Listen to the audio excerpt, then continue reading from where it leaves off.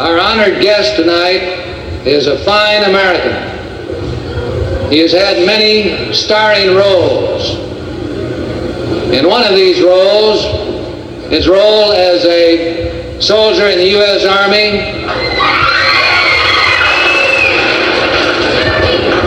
his performance was outstanding, and it's a great pleasure to welcome him here and to present to you Elvis Presley. You ain't nothing but a...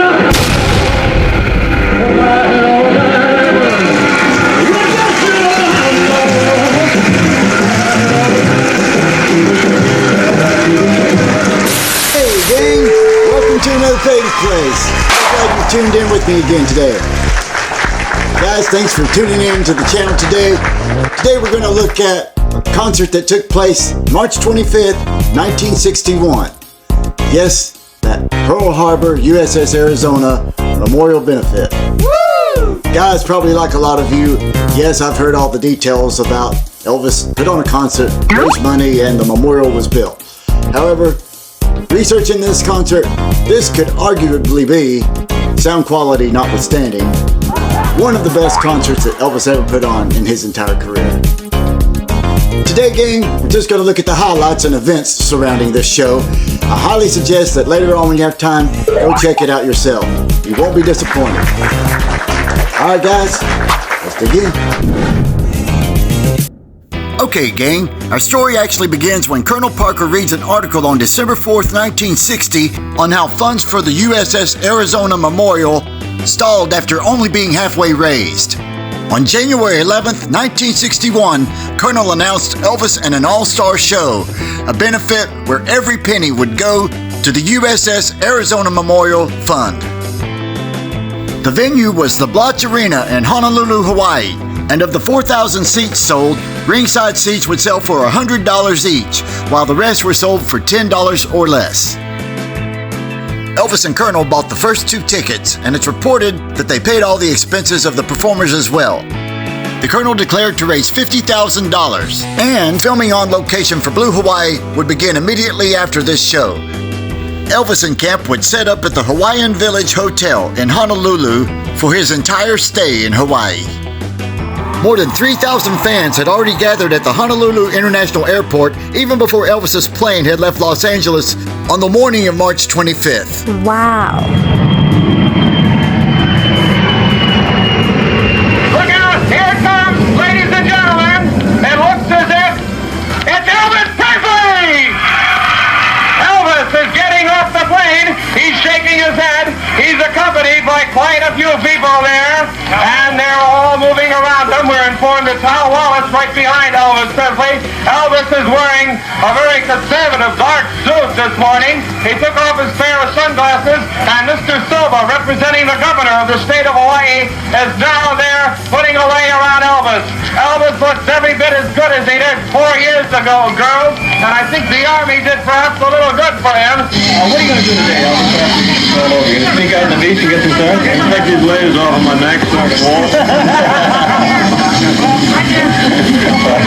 It's kind of hard to concentrate this afternoon. Yeah, it's hard for me to concentrate anytime.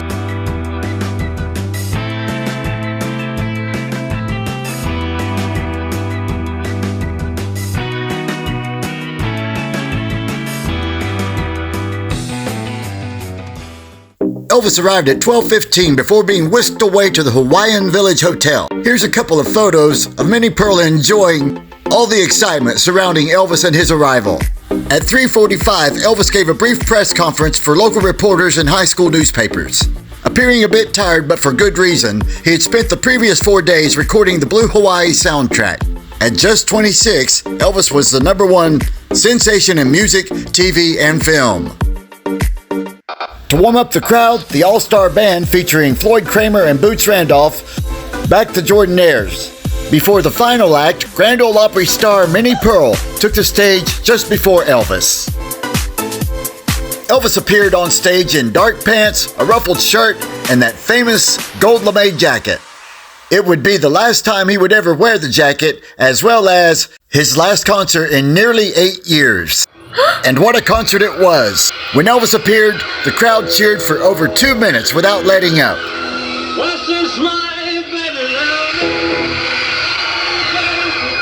It's down at the end of Lonely Street. Oh, baby,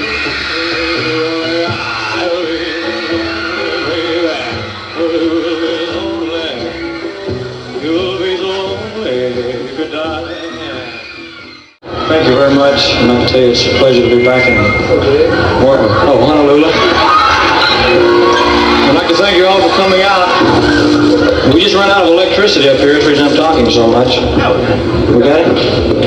Okay.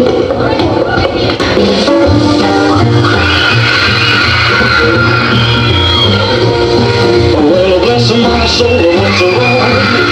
I met you back on the phone.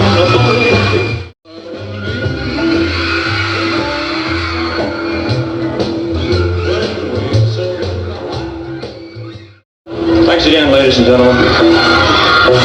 Okay, I'll be right with you, honey. I'll be right with you.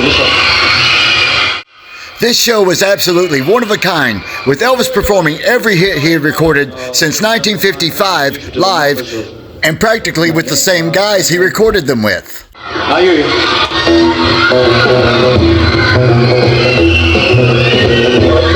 It was a night. What a night it really was. I'm gonna let you go ahead, old man. Glad you'll come back home sometime. Who's right now?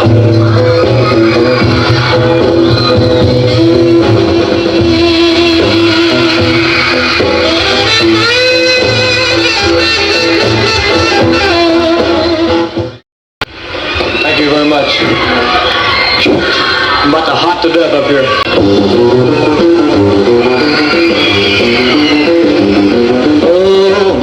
I love you so, I can't let you go.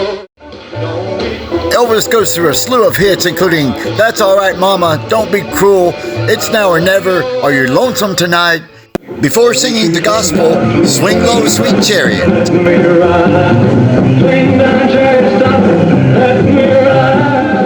The concert raised more than $54,000, and with private donations, the memorial was dedicated the following year on Memorial Day, May 30th, 1962. The open-air structure straddles the sunken hole where 1,177 lives were lost. Elvis's role is considered significant in that he brought renewed interest in finishing the memorial. And to this day, Elvis Presley fan clubs have carried on his generosity by helping pay for restoration and upkeep of the memorial. There you have it, guys. What do you think about that?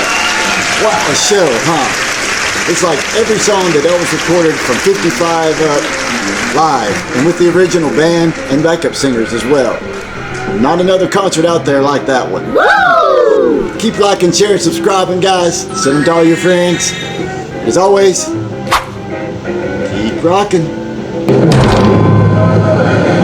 Elvis has left the building.